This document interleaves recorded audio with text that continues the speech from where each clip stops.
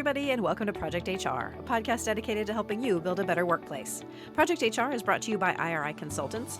IRI empowers leaders to prevent and solve mission-critical workforce issues through holistic and sustainable strategies. For more information, you can visit IRI at iriconsultants.com.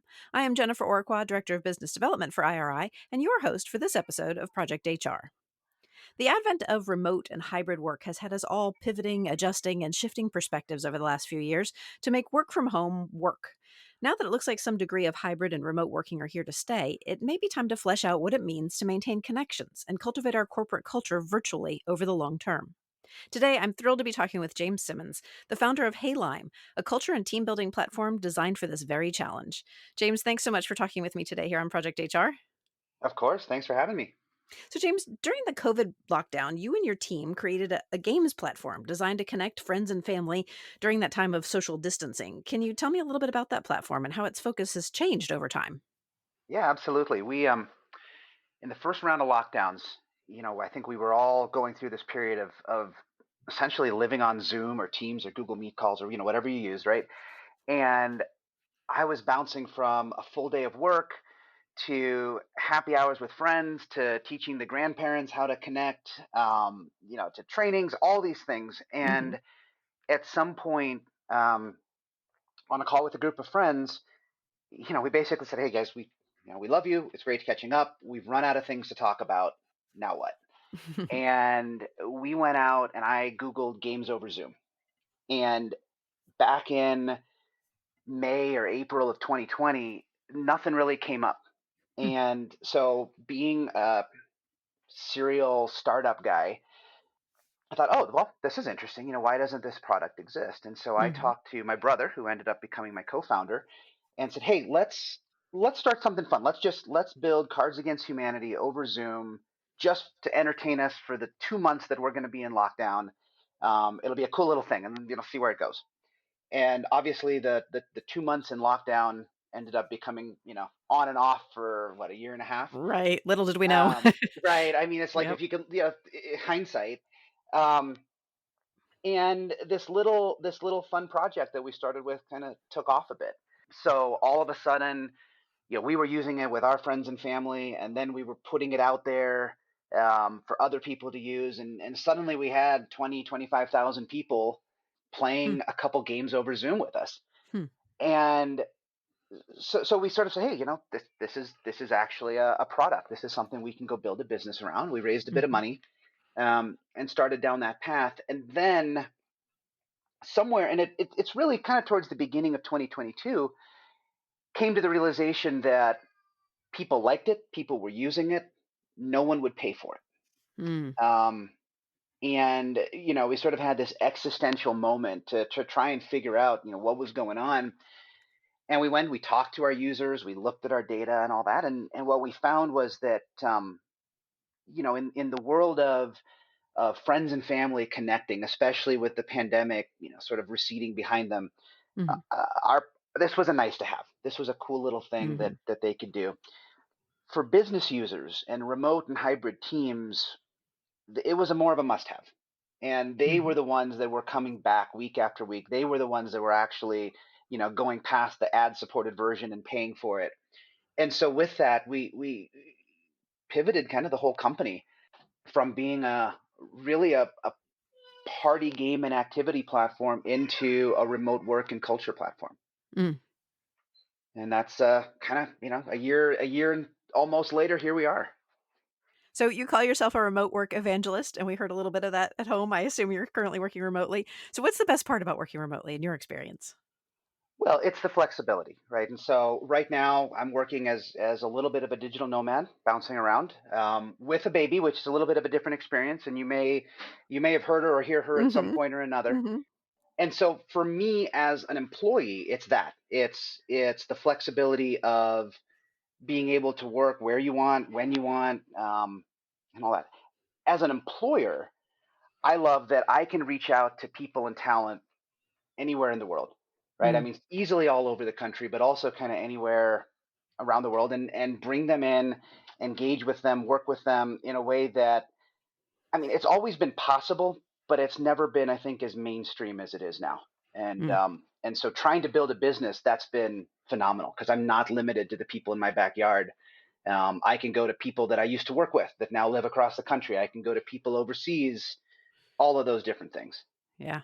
So many people found the shift from in person to remote or even hybrid work to be a positive experience, but there were also things lost in that process. So, what did you find that employees lost? What did companies lose with this shift? Mostly they lost a lot of that connection to their coworkers, right? So if Mm, we go back and look at employee engagement surveys, right? I mean, the Gallup employee engagement survey, one of its most important questions is this: do you have a best friend at work? mm, And that work friendship, I think, has been one of the biggest challenges to maintain kind of through remote and hybrid work because you don't have that opportunity or that time to build those kinds of connections and relationships. We're just jumping on and off of Zoom calls, day in, day out. And so mhm, I have people that I've worked with that I've never met in person. mhm, I don't have the background, especially the further we get from the pandemic. So where it's not just people that we were working with in the office before COVID, but it's new people who've joined the team since. I don't know about their family. I don't know anything about their kids. I don't know what they like to do. And there aren't a lot of things in the remote work world that allow you to foster that kind of connection. So to me, that's a big part of what's been mhm, lost on both sides of the equation because it ties into how do you get kind of an engaged workforce, both engaged to what your company's doing, but also engaged in working tightly with one another. mhm. So, why do you think these things are important, that engagement? Boy, there's a lot to unpack there, right? But to me, the engagement is what takes you from a transactional employee, a transactional relationship between employee and employer, right? Like I'll give you my time, you give me my paycheck, Mhm, into the discretionary side of things, into mm, caring about what the company's doing, caring about your coworkers, feeling a sense of accountability to the company's success, to your team members' success.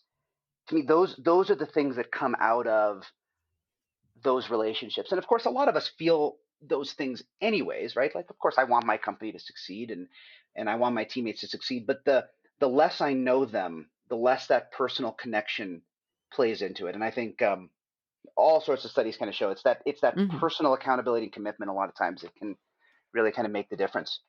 Yeah, and you alluded to this a second ago, but there's the issue of those who were hired on after the shift to remote had already occurred, where those employees never really made those critical in person connections. So, what impact does that have on someone's ability to contribute?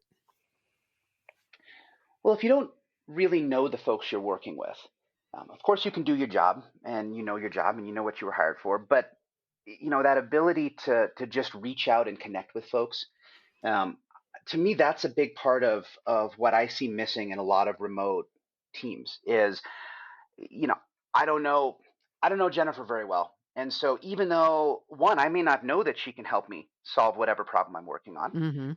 Two, even if I did know that, the basis to reach out is just a little bit, the barrier is just a little bit higher, Mhm. right? It's Mhm. not as easy as, certainly not as easy as wandering over to desk saying, hey, can you help me with something? Mhm. But even over the tools we get, the teams and slacks of the world and all that, if you don't know them, clicking on that name and typing it and saying, hey, can you help me with this, or can you look at this with me, or can we talk about this, it's just a little bit more intimidating. And so a lot of folks just won't do it. And I think Mhm. that's where onboarding the new team members, it really does create this distinction between folks who joined later and don't have that kind of history, and Mhm. perhaps the people who've been with the company for 3, 4, 5 years, who had the chance to form those bonds, to go out and get coffee or go to lunch or go to a happy hour or something like that. Yeah. Yeah, there's a lot of truth in that. But what about companies that aren't already employing a lot of virtual meetings, Zoom calls, team meetings? Aren't we communicating and connecting on those calls? Can't we make those connections and get engaged simply by working together and doing the business? What are we missing?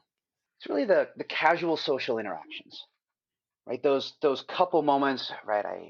It's an overused term, but the water cooler conversation, Mhm. um, going and grabbing coffee. We found that people tend not to do that if you've got your scheduled Zoom call, right? The Mm. call is from 9 to 10. Mhm. There's 6 people showing up. Um, there may or may not be a couple minutes at the beginning of kind of chatting and banter and all that. But a lot of times it's jump in while you're waiting for people to show up. Everyone's got their video off. They've got their Mm. phone in their hand, right? Hmm. They're responding to the last email. They're sending a text to somebody, and then oh, the last person we were waiting on, or the host of the meeting is here, and we're already 2 minutes late. So let's launch right into the agenda. We do it. We break. Off we go to the next part of our day. Mm. And so in that those moments of what'd you do this weekend? How was your Hmm. vacation? Hmm. Hey, you look like crap. Like, are you feeling okay? Like all those things Yeah. don't really happen. Yeah. And then from there, the next level of, well, let's go grab coffee. You seem interesting and we've never really chatted. Let's grab coffee. Let's grab a drink after work. Hmm. Then those don't have the chance to happen. And it kind of cascades on from there. All right, James, I'm going to take a quick sponsorship break right now, but when we return, I want to explore how we can improve the work experience for remote and hybrid workers. Stay with us. Organizational development is getting a lot of attention, and for good reason. Your organization is faced with continuous and pervasive change. And while your leaders have inevitably dealt with change throughout their careers, there is a difference today. Changes used to have life cycles, making change management easier because there was a beginning and an end. That's not true today. Many companies are stumbling from one disruption to another as their managers and supervisors try to meet this flow of challenges. At IRI Consultants, we work to identify how your systems, departments, and functional areas work together and where the problems exist. A roadmap for change from IRI will concentrate on aligning your strategy, processes, and people to optimize organizational effectiveness. We expect that the business environment will remain in a state of disruption for many years. An IRI organizational development consultant will ensure your organization is prepared to manage continuous change as the key to sustainability. Schedule a call today at iriconsultants.com. I'm back now on Project HR with James Simmons, founder and CEO of heyLIME. James, before the break, we set up the challenge here, which is to move beyond simple transactional interactions between remote and hybrid coworkers and managers. What kind of interactions do we need in order to create a more beneficial worker experience or to improve performance? Well, it is those, as we kind of got into right just before the break there, it's those casual interactions between people, right? Folks are going to do their work. Like they're gonna do the business of the company, to some degree of success, but getting them to just talk to one another, to get to know each other, to expose themselves to a little bit of vulnerability. To me, it's starting with that. And that is the formation of any kind of relationship that you then carry forward into your team dynamics, into your performance, into your retention, and so on. And so it's about how do we just get people together interacting for no purpose other than to be together interacting. Mm-hmm. And that's a little hard, right? Because Mm-hmm. I think a lot of us are working longer hours now that we're remote, and just forcing ourselves to do that, I think is something that I've seen a lot of companies and a lot of friends of mine struggle with. So, do you think that sort of ability to foster those deeper connections and reinforce culture and inject some fun is that what we're missing? I think it's a big part, right? Now, in and of itself, that isn't the entirety of it, but it is the foundation. It's Hmm. it's those interpersonal relationships, the connections to one another, to the team, to the leadership, those sorts of things. I just I've just seen so many organizations struggle to either build it or recreate it um, in a remote or hybrid first environment, and especially it's the recreate it, right? Those companies that had that as their mentality and their mindset from day one, I think that there's a little bit more there because everyone has that shared experience. But for a lot of companies which have made that transition in the last few years, it's just a struggle to figure out even where to start, right? We Mm-hmm. know something's missing, but what? And how do we get it back? Do we try and fly everyone out to a retreat, every other month, which is great, and a lot of companies will do that if they can afford to do it. Hmm. But it's all about kind of how do we start creating those connections between people. So, what have you found relative to consistency here? Do these added interactions, and you said, every other month retreats, that kind of a thing, how often do these interactions need to happen to actually have an impact? in my mind, it's a couple times a week, Mm-hmm.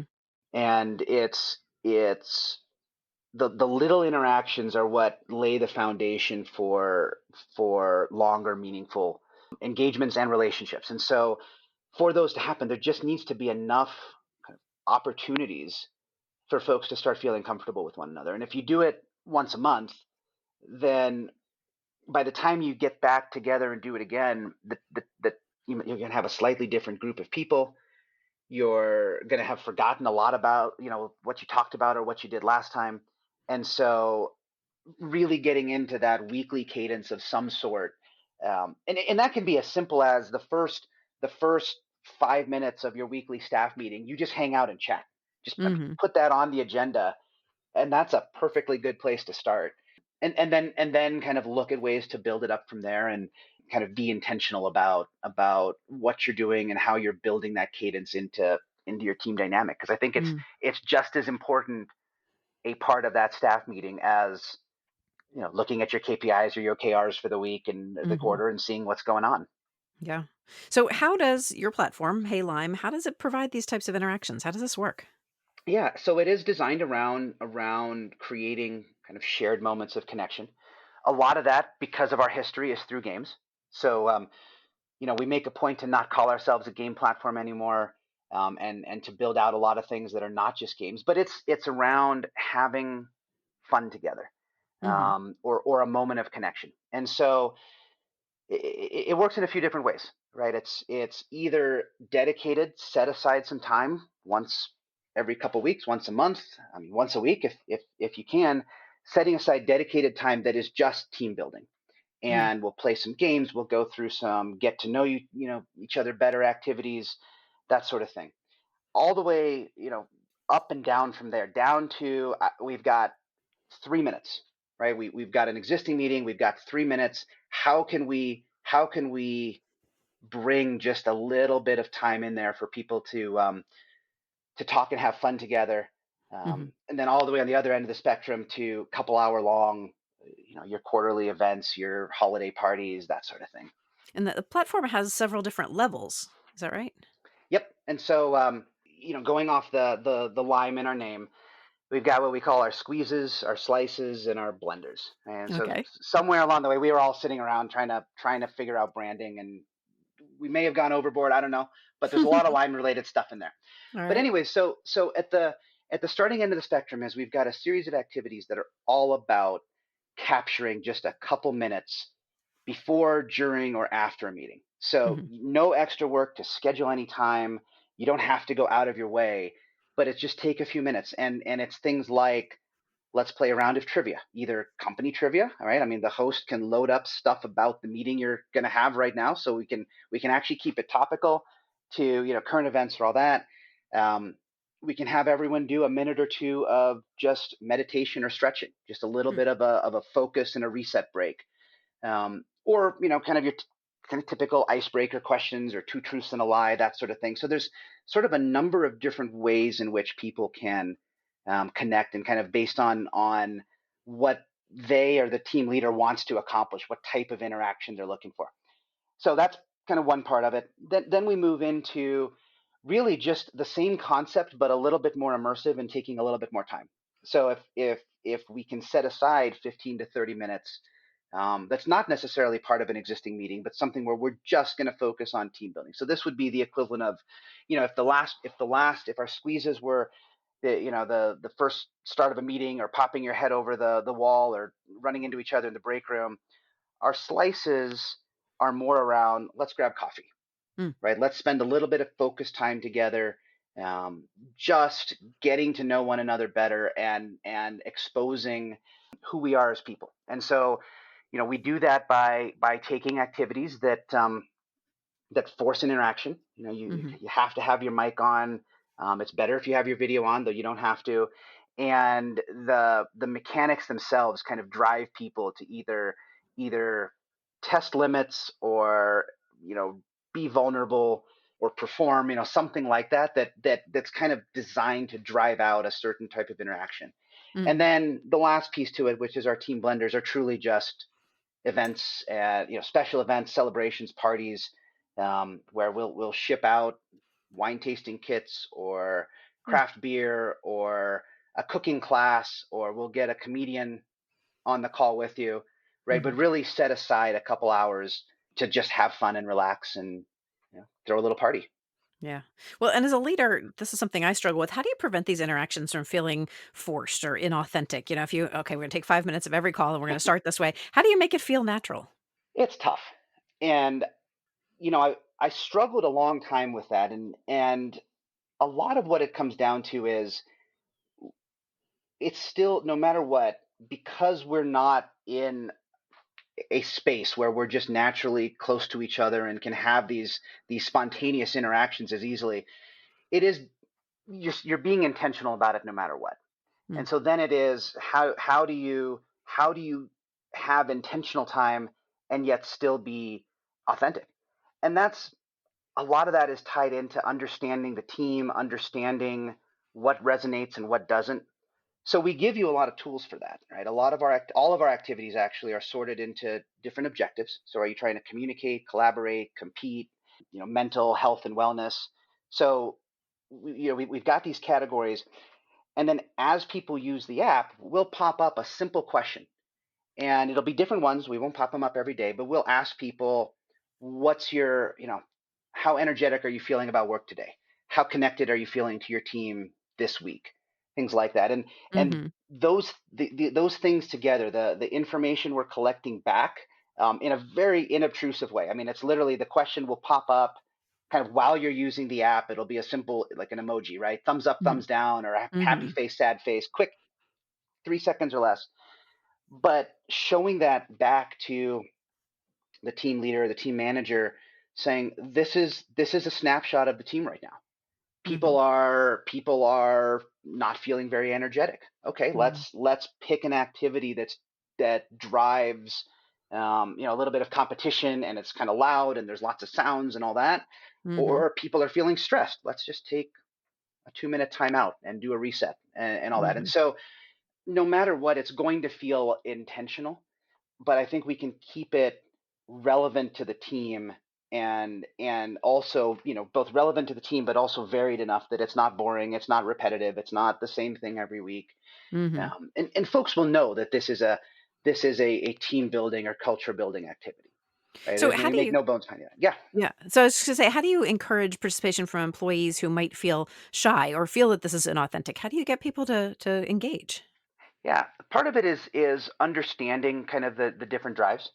We've done a lot of work and in sort of the realm of gamification and user engagement, and just understanding kind of the different things that motivate people, and what makes them tick, and then having activities that can cater out to them. So, we can go in and we can see, and you don't have to go doing a bunch of digging. The platform will expose out to you saying, no, these two or three people tend not to participate, or they tend not to participate when you do these types of activities. And so, you can get kind of tools to understand what works and what doesn't work for different people. This is also kind of a space where we found that using that little bit of time at the start or an end of a meeting is a great way, without forcing participation. I mean, we would never say, require everyone participate, but it does at least get people to show up, Mhm. right? I mean, if you put something on the calendar saying team building time, 1 hour, Friday at 4 p.m., um, people may come or may not. And honestly, the people who show up are probably the ones that are feeling the most connected and the most invested in the team, Mhm. Mhm. and the ones who aren't won't be there. If it is the first couple minutes of the Monday morning staff meeting, you, at least people will be there, right? Because it's Mhm. it's just part of the flow of work, non-disruptive. If they want to, they can just watch, and they can be Mhm. a participant, without contributing, and at least feel part of it, right? I mean, I can, Mhm. the banter that's going on in a workplace, I can get the vibe of that place just by watching and listening to it, even if I'm not necessarily participating. Mhm. But of course, we do kind of highly encourage and try Right. and Sure. give a lot of little tips and tricks to, for managers to help them figure out how to engage their team. All right. Great. James, it's time for another quick break. We'll be right back after this. You're listening to the Project HR podcast. I'm your host, Jennifer Orqua, and my guest today is James Simmons, founder and CEO of heyLIME. We're back. So, James, I feel like we might all be thinking that we feel removed enough from one another. What's the benefit of using an external company to organize interactions with our remote or hybrid workers?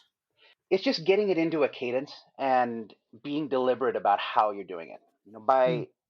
By kind of in this remote world that we're in now, it's easy to let this one go. It's easy to recognize, and I think a lot of managers recognize that this is a challenge, but aren't really sure what to do about it. And there are a lot of tools out there, and I think some of them are really great tools to say, I want to go and play a game with my team. I want to go and do a virtual team building exercise. My I don't know, challenge, I guess, with those is that there's no way to understand, are they resonating? Is it working? Is it sticking? And I Mm. think that's where getting help well, getting help can help.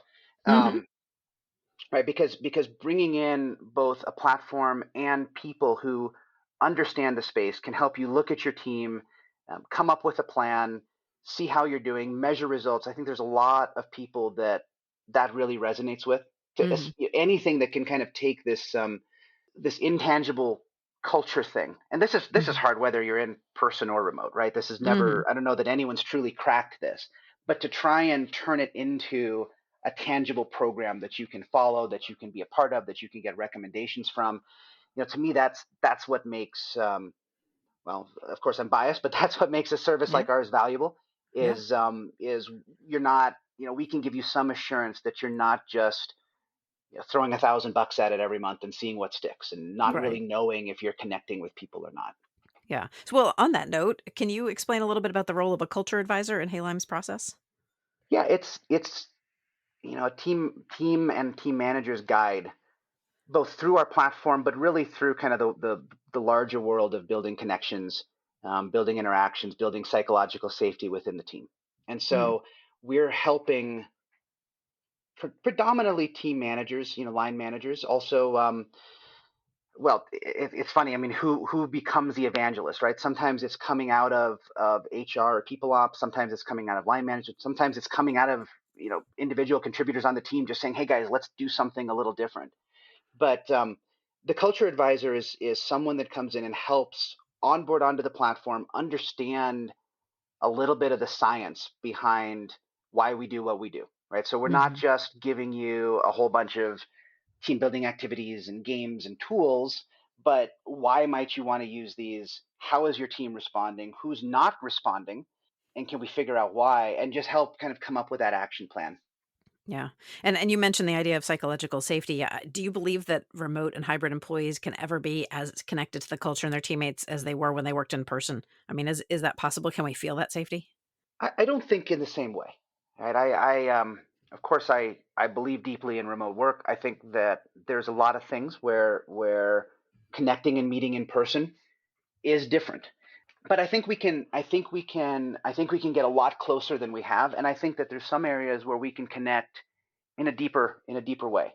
Mm. For example, earlier you may or may not have heard a baby screaming in the background, but we've all heard that, right? We've heard the dogs Mhm. barking, the babies, we've seen them in the background, we see the Mhm. photos on each other's walls, and so I think that we can connect in some cases more to what's going on with each other in our personal lives, and our home lives than we would have, because the boundary between home and office is different. The boundary between work time and personal time has blurred, and so I, at some level, I don't necessarily know that we can get to the same connection that you can face to face, but there's some areas where I think we can connect in a deeper and richer way. Yeah, yeah. So beyond the heyLIME platform, what advice do you have for HR professionals who are looking to build that culture and collaboration within their remote and hybrid teams? What else can we be doing?